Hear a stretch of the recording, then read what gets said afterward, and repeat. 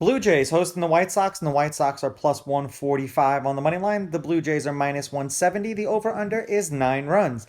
The White Sox, getting a run and a half on the run line, are minus 135, meaning if you bet them that way and they win this game outright, you win, or if they only were to lose this game by 1, you would win. The Blue Jays laying a run and a half are plus 115, meaning if you bet them that way, they'd have to win this game by 2. These are the overnight odds. They're going to change the closer we get to first pitch tomorrow. I suggest using a site like VegasInsider.com. It allows you to compare all the casinos' pricings, whether you bet online or in person, all in one place so you get the best bang for your buck, and it is totally free. Now, Lynn pitched once against the Blue Jays last year, 5 innings, 5 runs, 3 of which were earned, and they won that game 8-7 in Chicago.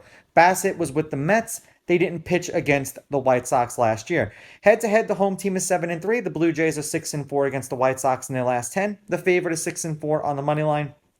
However, the underdog getting a run and a half on the run line is 6-4. There have been 4 one-run games in their last 10 meetings, 2 out of their last 3. The overs hit in their last 7 games. The over is 7-3, and the over 9 is 7-3. So who would have thought when these teams play each other that there's absolutely no defense or no pitching, for example? The last game they played, the Blue Jays won 9-5. The game before that, the White Sox won 7-6. The game before that, the White Sox won 8-7.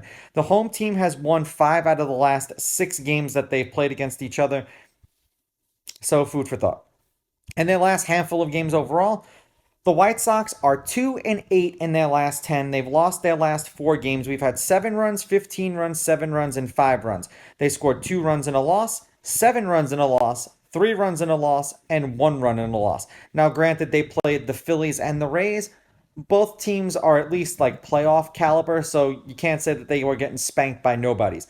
Now, for the Blue Jays, they're 2-2 in their last 4, and they are 5-5 in their last 10 overall. We've had 9 runs, 7 runs, 5 runs, and 6 runs. They scored 1 run in a loss to the Astros, 6 runs in a win to the Yankees, 2 runs in a loss to the Yankees, and 5 runs today in a win against the Yankees. I'm going to take the Blue Jays with the money line. I'm going to take the White Sox getting the runs, and I'm going to go over in this game because all of these games when they play each other tend to go over, and 2 out of the last 3 were one-run games, so why not take a shot? These are just my picks. If you disagree, please go with your gut, and please bet responsibly.